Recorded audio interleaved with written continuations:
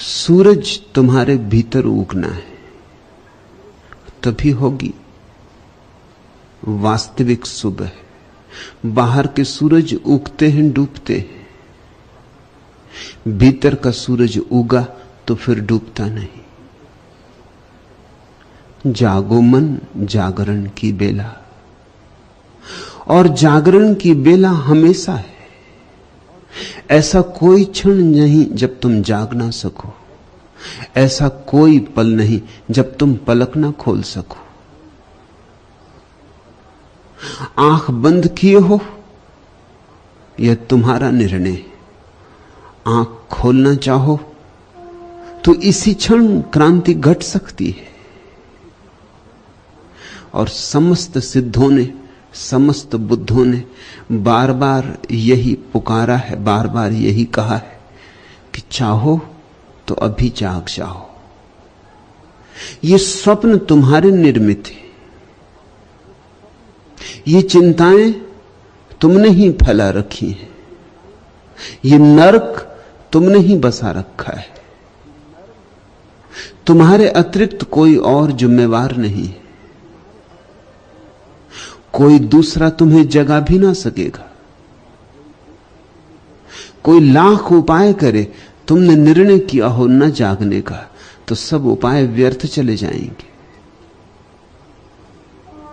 जैसे कभी तुम आंख बंद किए बैठे हो, सूरज आ भी जाए, तुम्हारी आंख पर भी सूरज की किरणें बरसने लगे, तुम्हारी पलकों को पार करके भी किरणें तुम्हारी आंख तक पहुंचने लगे, धीमी धीमी रोशनी भी होने लगे, तो भी तुम आंख ना खोलो तो सूरज क्या करेगा। ऐसे ही सद्गुरु आते हैं और जाते हैं। उनकी मौजूदगी में तुम्हारी बंद पलकों में से भी थोड़ी सी किरणें प्रवेश कर जाती, मगर तुम आंख खोलते नहीं। तुम उन थोड़ी सी किरणों के आसपास भी स्वप्नों के नए जाल गूंथ लेते हो, शब्दों सिद्धांतों के नए जाल गूंथ लेते हो। सिद्ध तुम्हें जगाने आते हैं, लेकिन तुम हिंदू हो जाते, मुसलमान हो जाते, ईसाई हो जाते, जैन हो जाते, बौद्ध हो जाते। जागते नहीं। तुम नींद में एक नई करवट ले लेते, तुम नींद में एक नया स्वप्न देखने लगते हो। इसलिए सदियों सदियों में जगाने वाले लोग रहे, मगर तुम हो कि सोए ही रहे। आगत उद्बोधन की बेला, जागो मन जागरण की बेला, जागो नव प्रमोद की बेला, जागो मन जागरण की बेला, जागो मन वसंत की बेला, जागो मन जागरण की बेला। वसंत आया हुआ है, द्वार पर दस्तक दे रहा है, लेकिन तुम द्वार बंद किए बैठे हो। जिस अपूर्व व्यक्ति के साथ हम आज यात्रा शुरू करते हैं, इस पृथ्वी पर हुए अत्यंत प्रभावशाली व्यक्तियों में वह एक है। 84 सिद्धों में जो प्रथम सिद्ध है, सरहपा, उसके साथ हम अपनी यात्रा शुरू करते। सरहपा के 3 नाम हैं। कोई सरह की तरह उन्हें याद करता है, कोई सरह पात की तरह, कोई सरहपा की तरह। ऐसा प्रतीत होता है सरहपा के गुरु ने उन्हें सरह पुकारा होगा, सरहपा के संगी साथियों ने उन्हें सरहपा पुकारा होगा, सरहपा के शिष्यों ने उन्हें सरहपाद पुकारा होगा। मैंने चुना है कि उन्हें सरहपा पुकारूं, क्योंकि मैं जानता हूं तुम उनके संगी साथी बन सकते हो, तुम उनके समसामयिक बन सकते हो। सिद्ध होना तुम्हारी क्षमता के भीतर है। सिद्धों में और तुम में समय का फासला हो, स्वभाव का फासला नहीं। स्वभाव से तो तुम अभी भी सिद्ध हो, सोए हो सही, जैसे बीज में सोया पड़ा है अंकुर। समय पाकर फूटेगा, पल्लव निकलेंगे। जैसे मां के गर्भ में बच्चा है, समय पाकर जन्मेगा। समय का ही फासला है। तुम में, सिद्धों और बुद्धों में स्वभाव का जरा भी फासला नहीं। तुम ठीक वैसे ही हो जैसे बुद्ध, जैसे महावीर, जैसे मोहम्मद, जैसे कृष्ण, जैसे सरहपा। यह तो पहला सूत्र है जो स्मरण रखना, क्योंकि सरहपा इसी की तुम्हें याद दिलाएंगे। और इस सूत्र को जिसे ठीक से प्रतीति हो जाए, इस सूत्र की अनुभूति हो जाए, इस सूत्र को जो हृदय में संभाल ले, उसका 90% काम पूरा हो गया। सिद्ध होना नहीं है, सिद्ध तुम हो ऐसा जानना है। सिर्फ जानना है, सिर्फ जागना है। वसंत आया ही हुआ है, द्वार पर दस्तकें दे रहा है। तुम पलक खोलो और सारा जगत अपरसीम सौंदर्य से भरा हुआ है। तुम पलक खोलो और उत्सव से तुम्हारा मिलन हो जाए। विषाद कटे, ये रात का अंधेरा कटे। ये रात का अंधेरा बस तुम्हारी बंद आंख के कारण है। सरहपा जन्म से ब्राह्मण थे, लेकिन जन्म से ही ब्राह्मण न रहे, अनुभव से भी ब्राह्मण हो गए। जन्म से तो बहुत लोग ब्राह्मण होते, मगर जन्म के ब्राह्मणत्व का कोई भी मूल्य नहीं, दो कौड़ी भी मूल्य नहीं। ठीक से समझो तो जन्म से सभी शूद्र होते। जन्म से कोई ब्राह्मण कैसे होगा? नाम मात्र की बात है। ब्राह्मण तो अनुभव की बात है, बोध की बात है। ब्रह्म को जो जाने सो ब्राह्मण, ब्रह्म को जो पहचाने सो ब्राह्मण। तो जन्म से तो सभी शूद्र हैं, जो जाग जाए वही ब्राह्मण, जो सोया है वह शूद्र, ऐसी परिभाषा करना। जो जागा है वह ब्राह्मण।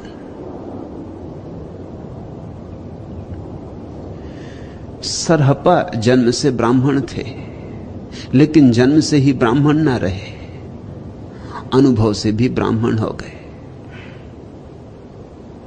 बड़े पंडित थे और यह विरल घटना है कि पंडित और सिद्ध हो जाए। यह काम अति कठिन है। अज्ञानी सिद्ध हो जाए यह उतना कठिन नहीं, लेकिन पंडित सिद्ध हो जाए यह बहुत कठिन है। कारण अज्ञानी को इतना तो भाव होता ही है कि मैं अज्ञानी हूं, मुझे पता नहीं, इसलिए अकड़ नहीं होती, अहंकार नहीं होता। अज्ञान में एक निर्दोषता होती, छोटे बच्चे का अज्ञान, दूर जंगल में बसे आदिवासी का अज्ञान, उसमें तुम्हें एक निर्दोष भाव मिलेगा, दंभ न मिलेगा जानने का। और दंभ जानने में सबसे बड़ी बाधा है। अहंकार भटका था, बहुत भटका था। और सरहपा बड़े पंडित थे, नालंदा के आचार्य थे। नालंदा में तो प्रवेश भी होना बहुत कठिन बात थी। नालंदा में विद्यार्थी जो प्रवेश होते थे उनको महीनों द्वार पर पड़े रहना पड़ता था। प्रवेश परीक्षा ही जब तक पूरी ना होती तब तक द्वार के भीतर प्रवेश नहीं मिलता था। नालंदा अद्भुत विश्वविद्यालय था, 10,000 विद्यार्थी थे वहां और हजारों आचार्य थे। और एक एक आचार्य अनूठा था। जो नालंदा का आचार्य हो जाता उसके पांडित्य की तो पताका फैल जाती थी सारे देश में। सरहप्पा नालंदा के आचार्य थे, बड़ी उनकी कीर्ति थी, बड़ा उनका पांडित्य था। एक दिन सारे पांडित्य को लात मार दी। धन को छोड़ना आसान है, पद को छोड़ना आसान है, पांडित्य को छोड़ना बहुत कठिन। क्योंकि धन तो बाहर है, चोर चुरा लेते हैं, सरकारें बदल जाएं, सिक्के ना पुराने चले, बैंक का दिवाला निकल जाए, धन का क्या भरोसा है? धन तो बाहर की मान्यता पर निर्भर है, लेकिन ज्ञान तो भीतर है। न चोर चुरा सकते, न डाकू लूट सकते। तो ज्ञान पर पकड़ ज्यादा गहरी होती। ज्ञान अपना मालूम होता है, इसे कोई छीन नहीं सकता। यह दूसरों पर निर्भर नहीं है। यह धन ज्यादा सुरक्षित मालूम होता है। फिर ज्ञान के साथ हमारा तादात्म्य हो जाता है, धन के साथ हमारा तादात्म्य कभी नहीं होता। तुम्हारे पास हजारों सिक्कों का ढेर लगा हो, तुम ऐसा नहीं कहते कि मैं ये सिक्कों का ढेर हूं। तुम जानते हो ये सिक्के मेरे पास हैं, कल मेरे पास नहीं थे, कल हो सकता है मेरे पास फिर ना हो। तुम ज्यादा से ज्यादा सिक्कों की मालकियत कर सकते हो। वह मालकियत भी बड़ी संदिग्ध है, हजार हजार परिस्थितियों पर निर्भर है। लेकिन ज्ञान के साथ तादात्म्य हो जाता है। तुम जो जानते हो वही हो जाते हो। वेद को जानने वाला अनुभव करने लगता है कि जैसे मैं वेद हो गया। कुरान जिसे कंठस्थ है उसे अनुभव होने लगता है कि जैसे मैं कुरान हो गया। ज्ञान मन के इतने गहरे में है कि आत्मा उसके साथ अभिभूत हो जाती, इतना निकट है कि तादात्म्य हो जाता है। इसलिए दुनिया में लोग और सब आसानी से छोड़ देते हैं।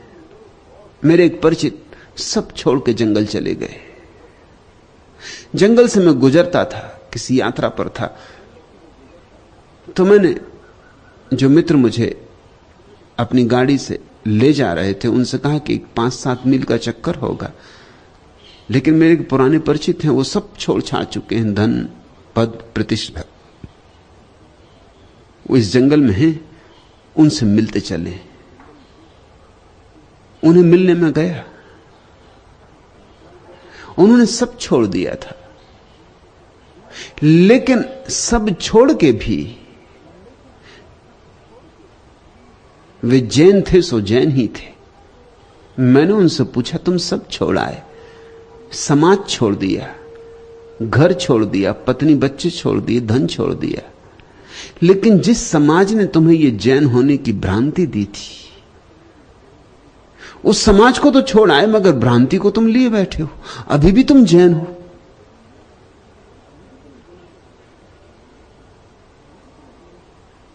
उनको एकदम से समझ में ना आया कि यह कैसे छोड़ा जा सकता है। जैन होना क्या है? ज्ञान की एक खास राशि। हिंदू होना क्या है? ज्ञान की एक दूसरी राशि। ईसाई होना क्या है? ज्ञान की तीसरी राशि। जिसने बाइबल से अपना ज्ञान चुना है वो ईसाई, और जिसने गीता से अपना ज्ञान चुना है वो हिंदू। सब छोड़ के आदमी चला जाता है। तुम देखते हो सन्यासी हैं, सब छोड़ देते, मगर फिर भी हिंदू हैं सो हिंदू हैं। ज्ञान नहीं छूटता, और जब तक ज्ञान न छूटे तब तक जानना कुछ भी नहीं छूटा। समाज मत छोड़ो, चलेगा। घर द्वार मत छोड़ो, चलेगा, मगर ज्ञान छोड़ दो। क्योंकि ज्ञान के कारण तुम्हें भ्रांति हो रही कि मुझे मालूम है, जबकि तुम्हें मालूम नहीं है। मालूम तुम्हें तभी हो सकता है जब तुम पहले यह अंगीकार कर लो कि मुझे मालूम नहीं। ज्ञान की यात्रा ही अज्ञान के बोध से शुरू होती। अद्भुत व्यक्ति रहे होंगे सरहप्पा, एक दिन पांडित्य को लात मार दी, अज्ञानी हो गए, सब छोड़ छाड़ दिया। शास्त्र, जानकारी, उपाधियां सब छोड़ दी, एक फक्कड़ फकीर हो गए, अज्ञानी की तरह घूमने लगे। मुझे कुछ मालूम नहीं, ऐसी घोषणा करने लगे। और जो आदमी ऐसी घोषणा करे कि मुझे कुछ मालूम नहीं, मालूम होने के करीब उसके दिन आ गए, समय आ गया, क्योंकि अहंकार गिर गया। अब रुकावट कहां रही? अहंकार की दीवार ही तोड़े थी। ख्याल करना, जानने के लिए छोटे बच्चे जैसा सरल हो जाना जरूरी है।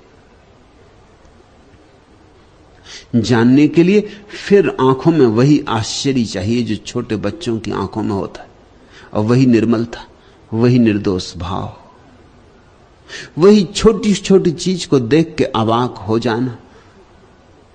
वृक्ष से आते हुआ धूप का एक टुकड़ा, और बच्चा आश्चर्य विमुग्ध हो जाता है, जैसे सोने की ढेरी मिल गई हो। कि हवाओं का गुजरना वृक्षों से, और वृक्षों का नाच, वृक्षों से टकरा के होता हुआ नाद, और छोटा बच्चा नाच उठता है, मग्न हो जाता है। फूल खिल जाएं, कि तितलियां उड़ने लगे, कि कोयल पुकार ले, और छोटे बच्चे का सारा प्राण रस विमुक्त हो जाता है। लेकिन तुम गुजर जाते हो ऐसे जैसे कुछ भी नहीं हो रहा। वृक्षों से छनती हुई धूप, उस धूप में छाया हुआ रहस्य तुम्हें आंदोलित नहीं करता। ना नाचते हुए वृक्ष तुम्हें प्रभावित करते, ना आकाश के तारे तुम्हें छूते, तुम अस्पर्शित गुजर जाते हो। तुमने चारों तरफ ज्ञान की इतनी राशियां इकट्ठी कर ली, इतनी परतें इकट्ठी कर ली कि तुम्हारी जानकारी के कारण तुम्हारा आश्चर्य का भाव मर गया है। और आश्चर्य के भाव से ही कोई परमात्मा को अनुभव कर सकता है। आश्चर्य विमुक्त जो है वही प्रार्थना में रत है। आश्चर्य प्रार्थना की शुरुआत है, और तुम्हारा ज्ञान आश्चर्य को मार डालता है, आश्चर्य की गर्दन घोंट देता है। सरहपा को यह अनुभव हुआ होगा कि ये जो मैंने शास्त्रों से सीख लिया है मेरा नहीं, उधार है, बासा है, इसका कोई मूल्य नहीं। मैंने तो जाना नहीं, किसी और ने जाना। किसी और के जानने से क्या होगा? किसी और ने रोशनी देखी, इससे मैंने तो रोशनी नहीं देख ली। और किसी और ने भोजन किया तो मुझे पोषण न मिला, और कोई और चला तो मेरी मंजिल तो आई नहीं। मैं चलूं तो मेरी मंजिल आए, मैं देखूं तो मुझे दर्शन हो, और मैं जल पीऊं तो मेरी प्यास बुझे। एक दिन यह बात समझ में आ गई होगी। यह बहुत विरली घटना है, पंडित को यह बात समझ में नहीं आती। आए तो भी पंडित समझना नहीं चाहता, क्योंकि इसका मतलब हुआ कि वो इतने दिन तक, वर्षों तक जो पांडित्य इकट्ठा किया था उसे छोड़ना होगा। तो वो सारे वर्ष व्यर्थ गए, तो वे सारी चेष्टाएं, वे रात देर देर तक जाग कर शास्त्रों के साथ सिर फोड़ना, शब्दों का संग्रह, और उन शब्दों और शास्त्रों के कारण मिली प्रतिष्ठा, अहंकार पर चढ़ी हुई पुष्पमालाएं, वे सब व्यर्थ गईं। तो इतने दिन मूढ़ता में बीते। इतनी हिम्मत कम होती, जैसे जैसे व्यक्ति प्रसिद्ध होने लगता है वैसे वैसे मुश्किल होने लगती। मैंने सुना है एक कवि का सम्मान किया जा रहा था, उसका 60वां वर्ष मनाया जा रहा था। बड़ी फूलमालाएं चढ़ाई गई थी, बड़े प्रशस्ति में गीत पढ़े गए थे, लेकिन कवि था कि कुछ उदास बैठा था। किसी संगी साथी ने पूछा कि आज उदास होने का दिन नहीं, आज इतने उदास क्यों हो? तो उस कवि ने कहा, सच बात यह है, ये सारा स्वागत समारोह, ये फूलमालाएं, ये प्रस्तुतियां मुझे याद दिला रहे हैं कि मैं कभी कवि होना ही नहीं चाहता था। मैंने कभी चाहा नहीं था कवि होना, ये तो मजबूरी में। पैसे कमाने के लिए मैंने कविताएं लिखनी शुरू की थी। मुझे इनमें कभी रस भी नहीं आया। तो उस मित्र ने पूछा कि फिर तुम 60 वर्ष तक राह क्या देखते रहे, छोड़ क्यों ना दिया कविताएं बनाना? उन्होंने कहा कैसे छोड़ता, धीरे धीरे मैं प्रसिद्ध हो गया। जब तक छोड़ने की नौबत आती, जब तक इतना पैसा मेरे पास हुआ कि मैं छोड़ सकता था, तब तक मैं प्रसिद्ध हो गया था, तब तक लोग मुझे महाकवि समझने लगे थे। फिर कैसे छोड़ता? जब तुम्हारे अहंकार की तृप्ति होने लगे तब छोड़ना बहुत मुश्किल हो जाता है, अति कठिन हो जाता है। फिर तुम्हारा मन भी ना लगता हो तो भी आदमी बोझ को ढो लेता है। थोड़े दिन की बात और है, मौत तो आती ही होगी। अब 60 वर्ष तो हो ही गए, और 10-5 वर्ष खींच लो। अब इतनी प्रसिद्धि मिल गई है, अब इस प्रसिद्धि को क्यों गंवाना? अक्सर ऐसा हो जाता है कि प्रसिद्धि के लिए लोग अपनी आत्माएं खो देते, अपने जीवन की सारी संभावनाएं खो देते। इसलिए मैं कहता हूं, पंडित को ज्ञान कठिन बात है। सरहपा बड़े हिम्मत के आदमी रहे होंगे, उनके शब्दों से भी मालूम पड़ता है कि बड़े जानदार व्यक्ति थे। सदियां बीत गई, लेकिन उनके शब्दों में ऐसी अंगार है अभी भी कि अभी भी तुम्हें तिल मिला देंगे।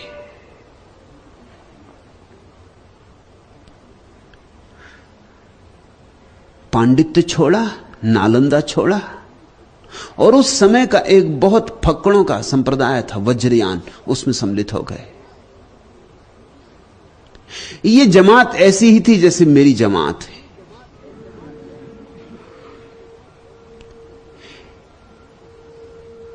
इसमें जिनको तुम समादृत कहो, प्रतिष्ठित कहो, ऐसे लोग सम्मिलित नहीं होते थे। इसमें तो तुम उन्हीं को देख पा सकते थे जिनको बगावती कहो, क्रांतिकारी कहो, जो लात मार दें सारी प्रतिष्ठा पर, समाज के सम्मान पर। वज्रयान बड़े हिम्मतवर लोगों का समूह था। वज्रयान की मूल धारणा है कि जो है उसे ऐसे जाना जा सकता है जैसे बिजली की कौंध होती, एक क्षण में सब दिखाई पड़ जाता है। सत्य को जानने के लिए कोई क्रमिक आरोहण की जरूरत नहीं है, क्योंकि सत्य दूर नहीं है कि उस तक पहुंचने में समय लगे। सत्य तो यही मौजूद है, बिजली कौंध जाए जैसे बिजली कौंध जाए, ऐसा अभी मिल सकता है, इसी क्षण मिल सकता है। साहस चाहिए, त्वरा चाहिए। तो जैसे कोई तलवार से एक ही झटके में गर्दन काट दे, ऐसी एक ही झटके में सिद्धावस्था प्राप्त हो सकती है। यही मैं भी तुमसे कह रहा हूं। क्रमिक उपलब्धि की बात कि धीरे धीरे मिलेगा, कि जन्म जन्म श्रम करेंगे तब मिलेगा, भ्रांत है। इसलिए भ्रांत है कि मौलिक रूप से मन यही चाहता है कि कल पर टाला जा सके, और क्रमिक विकास की धारणा में कल पर टालने की सुविधा है। कल मिलेगा, परसों मिलेगा, अगले जन्म में मिलेगा। आज तो नहीं मिलने वाला है, इसलिए आज तो तुम जो कर रहे हो करो, जैसे हो रहो, कल की फिक्र करो। वज्रयान कहता है अभी मिल सकता है, यहीं इसी क्षण, या तो इसी क्षण या कभी नहीं, या तो अभी या कभी नहीं। और जब भी मिलेगा तब अभी ही मिलेगा, क्योंकि अभी के अतिरिक्त और कोई समय नहीं, आज के अतिरिक्त कोई दिन नहीं। कल कभी आया है? जिस कल पर तुम टाले चले जाते हो वह तुम्हारे टालने का उपाय है और कुछ भी नहीं। तुम्हारी बेईमानी का एक ढंग है समय। समय तुम्हारी ईजाद है। फूल अभी खिल रहे हैं, वृक्ष अभी बढ़ रहे हैं, पक्षी अभी गीत गा रहे हैं, सूरज अभी निकला है, और तुम कल खिलोगे और तुम कल गीत गाओगे, तुम कल उगोगे। कल कभी आता है? फूलों ने नहीं टाला कल पर, वृक्षों ने नहीं टाला कल पर, पक्षियों ने नहीं टाला कल पर, आदमी ने कल पे टाला है। सिवाय आदमी के और कोई भविष्य में नहीं जी रहा है। सिर्फ इसलिए आदमी भर परेशान है और कोई परेशान नहीं। वृक्ष अशांत नहीं। तुम वृक्षों को मनोवैज्ञानिकों के पास जाते नहीं देखते हो, और न पशु पक्षी अशांत है। तुमने कभी किसी पशु पक्षी के चेहरे पर तनाव की, बेचैनी की रेखाएं देखी?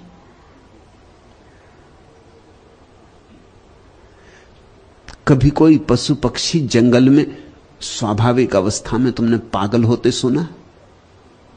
हां, कभी कभी सर्कस के जानवर पागल हो जाते हैं, अजायब घर के जानवर पागल हो जाते हैं, वो आदमियों के कारण। उनका जुम्मा आदमियों पर है। अब कोई जानवर सर्कस में रहने को थोड़ी बना है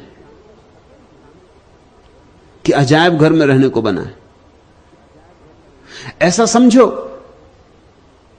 कि पशुओं की दुनिया हो और उसमें अजायब घर हो जिनमें आदमी बंद हो, उनकी क्या हालत होगी। और पशु देखने आए, हाथी चले आए, घोड़े चले आए, गधे चले आए देखने आदमी को अजायब घर में, और आदमी घूम रहा है कटघरे में। जैसे आदमी पागल हो जाए, ऐसे तुम्हारे अजायब घरों में तुम्हारे जानवर कभी कभी पागल हो जाते तुम्हारे कारण। लेकिन प्रकृति में पागलपन घटता ही नहीं।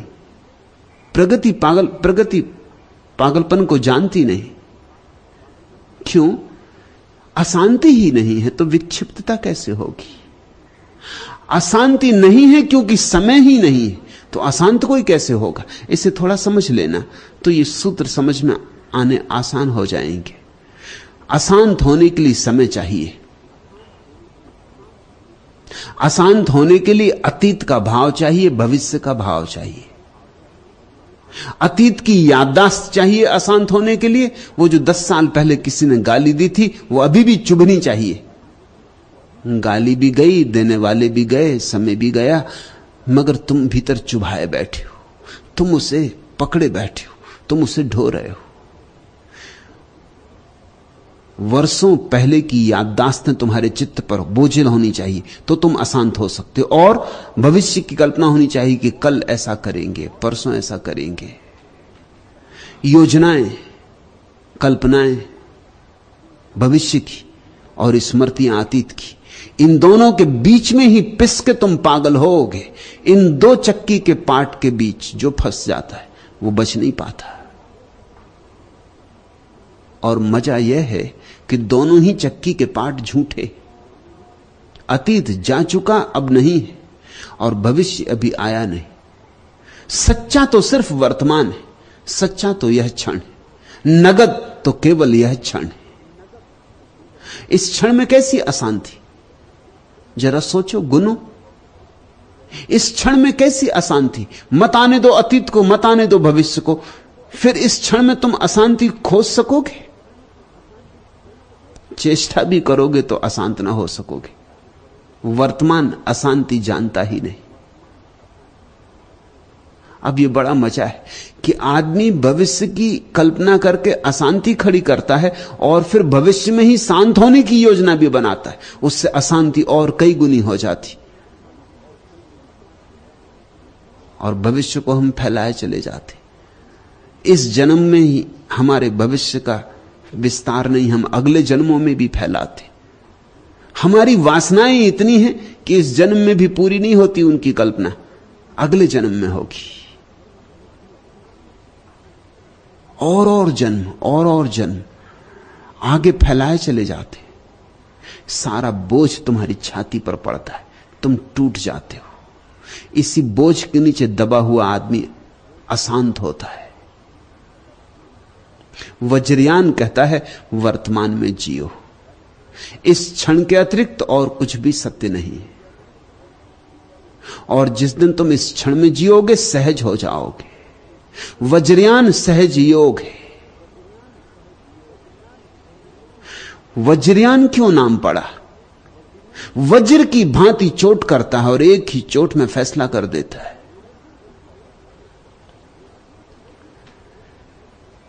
सरहपा पालवंशी राजा धर्मपाल के समकालिक थे। धर्मपाल का समय ईस्वी 768 809 माना जाता है। पूर्वी प्रदेश के किसी राज्ञी नगरी के निवासी थे। इस नगरी का अब कोई पता नहीं चलता। कभी महानगरी रही होगी, अब तो खंडहर भी नहीं मिलते। ऐसी ही हमारी नगरियां भी खो जाएंगी। ऐसे ही जहां बस्तियां हैं मरघट बन जाते हैं, जहां मरघट हैं वहां बस्तियां बन जाती। हड़प्पा की खुदाई में 7 परतें मिली कि हड़प्पा 7 बार बसा और 7 बार उजड़ा। एक एक नगर के नीचे न मालूम कितने नगर दबे पड़े होंगे। तुम जहां बैठे हो, वैज्ञानिक हिसाब लगा के कहते हैं कि एक एक आदमी के नीचे कम से कम 10-10 आदमियों की लाश गड़ी। इतने आदमी जमीन पर हो चुके हैं और मर चुके कि सारी जमीन मरघट हो गई। अब तुम मरघट जाने से मत डरा करो, तुम जहां हो मरघट पे ही हो। मरघट के अलावा अब कोई जगह बची नहीं, सब तरफ कब्रें ही कब्रें।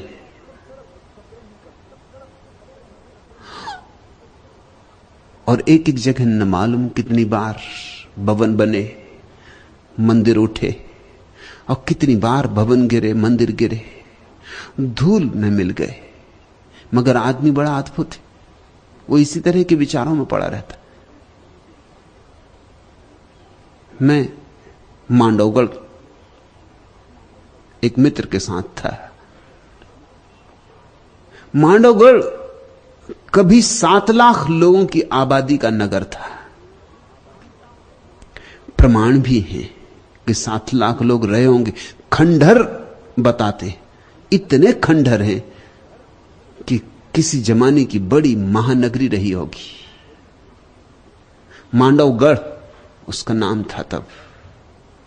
इतनी बड़ी मस्जिदें हैं कि जिनमें 10-10 हजार लोग एक साथ नमाज पढ़ सके। अब तो खंडहर ही हैं।